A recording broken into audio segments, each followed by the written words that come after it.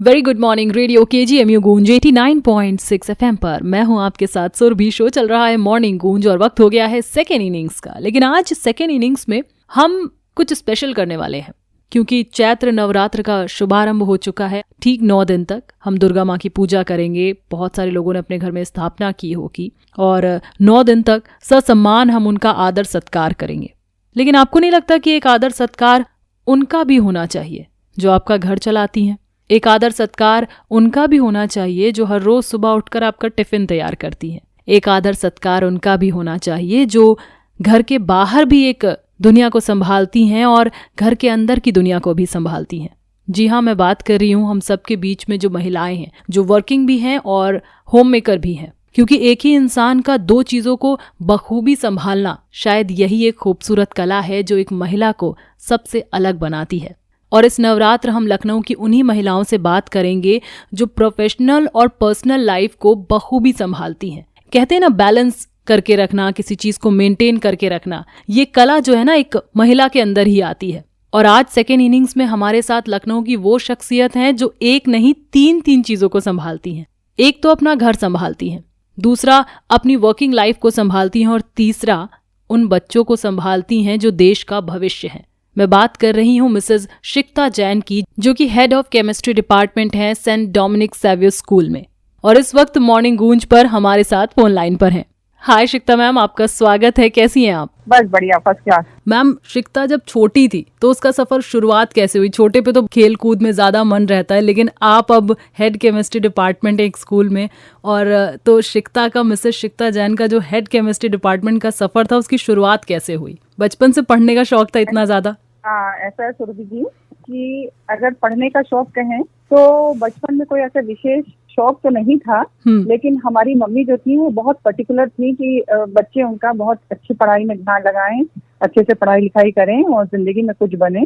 तो वो हमेशा, हमें याद है कि रसोई में भी बैठ करके हम लोग को पूरा हमारा टास्क देखती थी, पूरा हमको पढ़ाती थी। तो उन्होंने हम लोग की एक हैबिट डाली। हम लोग 3 बहनें हैं और तीनों ही आज के दिन में हम लोग काफी वेल प्लेस्ड हैं। तो उन्होंने ही हम लोग को हमेशा प्रेरित किया कि हम पढ़े लिखें और जीवन में आगे बढ़ें। तो हम लोग की घर में पढ़ाई का बहुत अच्छा एटमॉस्फेयर था, जिसकी वजह से शायद आज हम ये मुकाम हासिल कर पाए। अच्छा, जैसे मैम होता है कि आजकल पेरेंट्स जो होती हैं, माएँ अक्सर होती है, क्योंकि कहते हैं ना बच्चे के ऊपर जो असर पूरा पड़ता है उसमें 60% 70% जो होता है माँ का असर होता है। तो ये जो चीज़ आपने बताई है कि माएँ जो होती हैं, वो आपकी मम्मा जो थी वो किचन में भी आपको टास्क देती रहती थी। अदरवाइज हम आजकल की जनरेशन की मॉम्स की बात करें तो कहीं ना कहीं काम और इन सारी चीज़ों में बच्चों पर इस तरीके का ध्यान वो नहीं दे पाती हैं। जी, बिल्कुल आपका सही कहना है, लेकिन फिर भी मैं कहूँगी कि बच्चों पे ध्यान देना, घर पे ध्यान देना एक हमारी जिम्मेदारी बनती है। जितना ध्यान हम अपने काम पे देते हैं बाहर, उतना ही ध्यान हमें घर पे भी देना है और कैसे टाइम मैनेजमेंट करना है ये हमको खुद सोचना है। देखिए, हमारी सक्सेस उसी में है कि हमारा कोई भी फील्ड नेग्लेक्ट ना हो, ना तो हमारा फील्ड जो हमारा बाहर जॉब का फील्ड है वो नेग्लेक्ट हो, उसमें हम कॉम्प्रोमाइज करें, या हम घर में किसी लेवल पे कॉम्प्रोमाइज करें कि हम बच्चों पे ध्यान ना दे पाएं, या हम अपने घर पे ध्यान ना दे पाएं, अपने हस्बैंड पे ध्यान ना दे पाएं। तो ये हमको एक टाइम मैनेजमेंट करना पड़ेगा, और अगर हम ये टाइम मैनेजमेंट बखूबी निभा ले गए तो ऐसा कोई रीजन नहीं है कि हम चीजों को साथ में नहीं कर सकते हैं। बस थोड़ी प्लानिंग की जरूरत पड़ती है, टाइम मैनेजमेंट की जरूरत पड़ती है। हाँ, ये मैं नहीं कहूंगी कि बहुत आसान होता है, इट इज डिफिकल्ट, लेकिन ये है कि अगर हम टाइम मैनेजमेंट सीखें और उसको एक दिमाग में बना लें, चीजों को प्रायोरिटी पे रखें, प्रायोरिटाइज कर रहे हैं कि ये चीज हमको पहले करनी है, ये चीज बाद में करनी है, इस समय मेरे लिए सबसे इम्पोर्टेंट काम ये है, उस काम पे ध्यान दें, बाकी सारे काम छोड़ करके। तो एक लेवल हम ये देखते हैं आता है कि हम सब चीजें साइड बाय साइड अचीव करते चले जाते हैं। उसके लिए थोड़ा सा आपको टाइम मैनेजमेंट की बहुत जरूरत है, डिसिप्लिन की बहुत जरूरत है, और ये सोचने की, जब भी आप खाली बैठ रहे हैं तो ये सोचने की, प्लानिंग करने की बहुत जरूरत है कि हम कब क्या काम करेंगे। क्योंकि मैं अक्सर नोट कर लेती हूँ, मुझे इस दिन ये काम करना है, उस दिन वो काम करना है, और मैं कोशिश करती हूँ कि मैं उस समय वो कर लूँ, क्योंकि मैं जानती हूँ मेरे पास टाइम कंस्ट्रेन है। अगर मैंने आज का काम कल पे छोड़ दिया तो वो नहीं हो पाएगा, फिर मैं उसे जस्टिफाई नहीं कर पाऊंगी। तो इस तरीके से कर लेते हैं। कब शिक्ता जैन को ये चीज लगी कि मुझे 12th के बाद इस चीज में जाना है, और फिर ये हेड ऑफ केमिस्ट्री डिपार्टमेंट का जो सफर था वो किस तरीके से तय किया, कैसे आपने चुना कि आपको इसी फील्ड में जाना है? देखिए सुरभि जी, ऐसा है कि ऐसे पहले तो कभी सोचा नहीं था कि यहाँ पे आ जाएंगे, पढ़ाएंगे सेंट डोमिनिक में। तो लेकिन फिर कुछ ऐसा हुआ कि हमने इंटरमीडिएट किया। इंटरमीडिएट के बाद फिर हमने बीएससी किया। बीएससी में भी काफी अच्छे मार्क्स आए, हमने आईटी कॉलेज से बीएससी किया। उसके बाद ऑब्वियसली हमने एमएससी के लिए अप्लाई कर दिया, तो एमएससी में भी हमको ऑर्गेनिक केमिस्ट्री मिल गई। ऑर्गेनिक केमिस्ट्री करने के बाद फिर हुआ कि पीएचडी करना है कि बीएड करना है। तो दिमाग में कहीं ना कहीं आया कि नहीं, बीएड करते हैं, बच्चों को पढ़ाएंगे। जो पढ़ाएंगे तो उनको जब देखेंगे कि वो हमसे कुछ सीख रहे हैं तो एक अंदर से अपने अंदर फुलफिलमेंट आएगा। तो इसको दिमाग में रख के हमने बीएड किया। और बीएड करते ही मतलब हम प्रैक्टिस टीचिंग के लिए इनफैक्ट सेंट डोमिनिक कॉलेज गए थे, और वहीं पे हमने अपना लेटर ड्रॉप कर दिया था। तो उन्होंने मेरा बीएड जैसे ही खत्म हुआ तो वैसे ही उन्होंने हमको कॉल किया। उन्होंने कहा कि आप यहाँ पढ़ाना चाहेंगी? तो हमने कहा ठीक है, हम तो पढ़ाना ही है हमको, तो let me start with Saint Dominic only. तो हमने वहाँ पे शुरू करा अपना टीचिंग करियर, और कुछ इस तरह से वहाँ पे बच्चों के साथ, मैनेजमेंट के साथ इतना अच्छा सफर रहा कि फिर वहाँ से हमने कहीं चेंज ही नहीं किया। बीच में हमें दूसरे स्कूल से भी काफी ऑफर्स आए कि आप हमको ज्वाइन करिए, लेकिन हमने किसी को ज्वाइन नहीं किया और हम यहाँ चलते चले गए। और आज जब मैं बच्चों को पढ़ाती हूँ और उनकी नजरों में वो चीज देखती हूँ कि वो मेरे से कनेक्ट कर पा रहे हैं, मेरी बात को समझ पा रहे हैं, सब्जेक्ट को इंटरेस्टिंगली पढ़ रहे हैं, उसमें इंटरेस्ट ले रहे हैं, तो मुझे बहुत अच्छा फील होता है। घर की बात करें तो शिक्षा मैम, आपके घर में कौन कौन है? मेरे घर में मेरी 2 बेटियां हैं और मेरे हस्बैंड है। तो बेटियों में भी कोई टीचर वाली लाइन में है? नहीं, टीचिंग लाइन में अभी तो कोई नहीं है। अभी तो दोनों कॉर्पोरेट जॉब्स में ही हैं। इन दोनों ने इंजीनियरिंग किया है। बड़ी बेटी ने हमारा बीटेक किया है और बीटेक करके उसने आईआईएम से एमबीए किया है और अभी वो कॉर्पोरेट में जॉब कर रही है। और छोटी बेटी जो है उसने भी बीटेक किया है और अब वो भी इस समय ओरेकल में जॉब कर रही है। अब उसका आगे का है कि वो एमएस करेगी और एमएस करके अपना करियर बनाएगी और आगे। अच्छा मैम, कई बार होता है एक क्वेश्चन कि कई महिलाएं ऐसा सोचती हैं कि, या कई पेरेंट्स भी ऐसा सोचते हैं, मैं सिर्फ महिलाओं की बात नहीं करूंगी, कि हम जिस प्रोफेशन में हैं वो कोशिश करते हैं कि उनके बच्चे भी उसी प्रोफेशन में जाएं, या हम अगर टीचर लाइन में हैं या हम इस लाइन में हैं तो बच्चे भी वही चीज़ सीखें। ये 3 इडियट्स आप देख सकते हैं, उसका बड़ा एग्जाम्पल है वो फिल्म। तो उन पेरेंट्स के लिए आप क्या कहना चाहोगे? नहीं, देखिए ऐसा है कि मेरे हस्बैंड डॉक्टर हैं, मैं टीचर हूँ, लेकिन हमने अपने बच्चों को पूरी मतलब छूट दी कि तुम्हें जो चीज अच्छी लगती हो, जिस पे तुम हाथ रख दोगे, हम वही तुमको कराएंगे। हम अपनी तरफ से तुम्हें कभी किसी चीज के लिए फोर्स नहीं करेंगे। जिसमें तुम कंफर्टेबल हो, जो तुम्हें लगता है कि तुम कर सकते हो, बच्चों को ये आजादी देनी चाहिए। क्योंकि जो चीज आप इंजॉय करते हैं वही आप आगे चला सकते हैं। मतलब जो काम आप इंजॉय करें वो काम ही नहीं लगेगा आपको।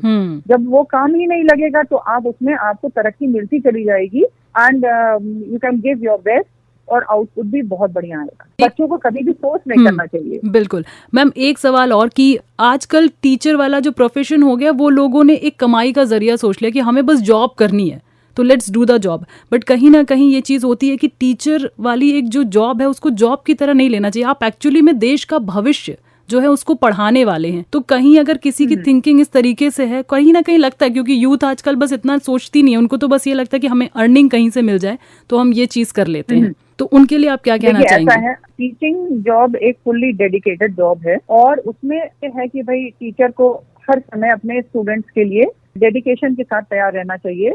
और ये चीज मतलब आपने दिमाग में रखनी चाहिए जब पढ़ाते समय कि जो कमजोर से कमजोर बच्चा है वो हमको फॉलो कर पा रहा है कि नहीं। जो अच्छे बच्चे हैं वो तो फॉलो करेंगे ही, जो कमजोर से कमजोर बच्चा है क्लास में वो फॉलो कर रहा है कि नहीं। इस लेवल का डेडिकेशन एक टीचर में होना चाहिए। लेकिन मैं आपको सुरभि जी एक और बात बताना चाहूंगी यहाँ पे कि जैसे आपने बताया कि टीचिंग को कमाई का जरिया लोग बना लेते हैं, ये हम मतलब अत्यंत दुख के साथ मुझे ये कहना पड़ रहा है कि हमारे देश में टीचर्स को वो इज्जत, वो रिस्पेक्ट नहीं मिलती है जिसके वो हकदार हैं। उसका सिर्फ एक ही रीजन है कि उनकी सैलरी आज भी उतनी नहीं है जितना कि वो डिजर्व करते हैं। तो अगर देखिए डेडिकेशन और एक अच्छा काम करना ये इंडिविजुअल पे डिपेंड करता है, उसके अंदर डेडिकेशन है कि नहीं है। लेकिन एट द सेम टाइम अगर टीचिंग प्रोफेशन को अलग रखा जाए तो ये भी तो मान के चलना चाहिए कि ना कि वो एक ह्यूमन बीइंग है, उनको भी घर चलाना होता है, घर चलाने के लिए उनको भी सफिशिएंट पैसा चाहिए।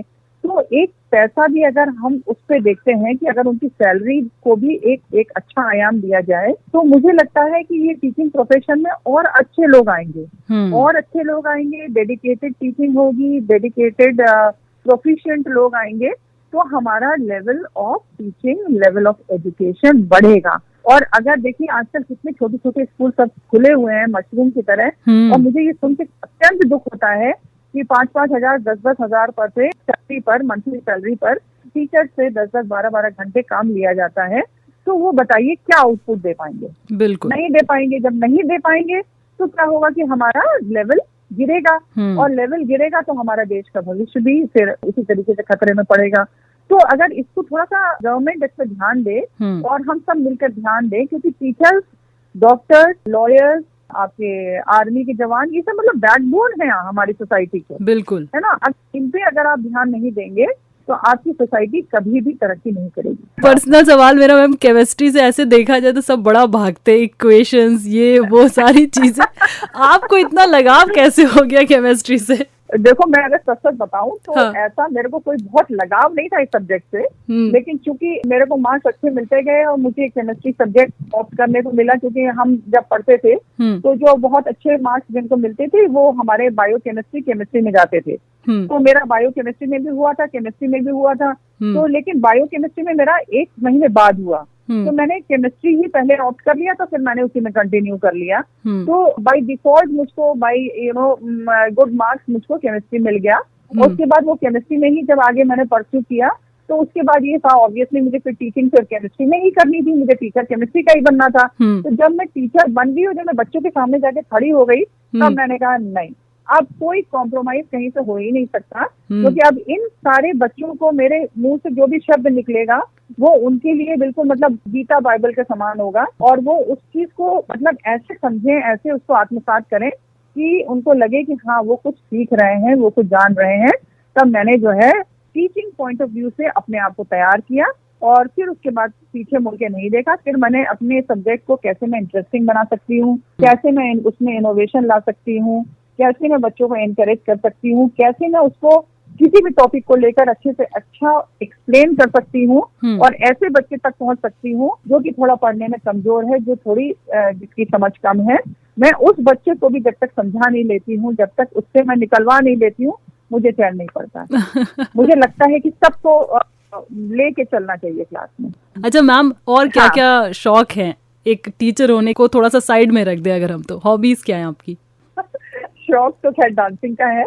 अच्छा, मुझे डांस करना अच्छा लगता है। जब कभी फ्री समय होता है या कभी लाइट मूड में होती हूँ तो थोड़ा डांस वांस कर लेती हूँ, और बाकी थोड़ा गुनगुना लेती हूँ। बस यही शौक है और कोई खास। पर हमने सुना है कि आपने सीखा भी है कहीं से संगीत? जी हाँ, जी हमने ट्रेनिंग ली थी, तो हमने 5th ईयर तक कथक डांस सीखा है, और थोड़ा सिंगिंग भी 3rd ईयर तक सीखा है। लेकिन सिंगिंग को हम इतना परस्यू नहीं कर पाए, लेकिन डांस को भी फिर आगे नहीं ले जा पाए। लेकिन ये है कि शौकिया कर लेते हैं, बस वही वाली बात है। तो अगर मैं फेवरेट सॉन्ग की बात करूँ तो मैम कौन सा फेवरेट सॉन्ग है? मेरा फेवरेट सॉन्ग है आज चल के तुझे मैं लेके चलूं। तो मैम थोड़ा सा गुनगुना दीजिए। आज चल के तुझे मैं लेके चलूं, एक ऐसे गगन के तले, जहाँ गम भी न हो, आंसू भी न हो, बस प्यार ही प्यार पले, एक ऐसे गगन के तले। बहुत खूबसूरत, बहुत खूबसूरत। मैम, जाने से पहले जो महिलाएं इस वक्त आप सुन रही, क्योंकि ये नवरात्र का 9 दुर्गा का टाइम चल रहा है, और इस दिन हम कहते हैं कि एटलीस्ट ये 9 दिन जो है महिलाओं के लिए बहुत इंपॉर्टेंट होते हैं, और लोग बड़ा सम्मान भी देते हैं इस टाइम पे हम लोगों को। तो चाहे उसका वो रीजन हो कि 9 दिन औरतें फास्ट रहती हैं, तो भैया इनसे कुछ ना ही बोलो, कहीं कुछ निकल गया मुंह से। पर जो इस वक्त आपको फीमेल सुन रही हैं, उनसे आप क्या कहना चाहेंगी?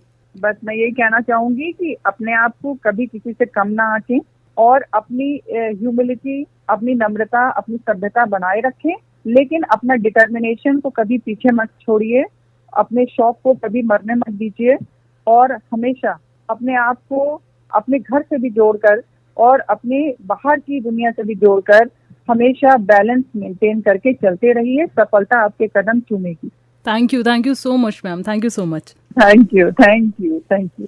अत्यंत हर्ष और गर्व की बात है कि रेडियो KGMU गूंज आप हमारी फ्रीक्वेंसी 89.6 मेगाहर्ट्ज पर तो सुन ही सकते हैं, साथ ही विश्व के किसी भी कोने में सुन सकते हैं हमारे KGMU गूंज के एप्लीकेशन के साथ, जो अब एंड्रॉइड और iOS दोनों पर मौजूद है। एंड्रॉइड यूजर्स हमारे एप्लीकेशन को डाउनलोड करने के लिए प्ले स्टोर पर और iOS यूजर्स ऐप स्टोर पर जाकर टाइप करें KGMU गूंज और डाउनलोड करें जानकारी और मनोरंजन से भरपूर हम सबका अपना रेडियो स्टेशन, रेडियो KGMU गूंज 89.6 FM। रेडियो KGMU गूंज 89.6 FM।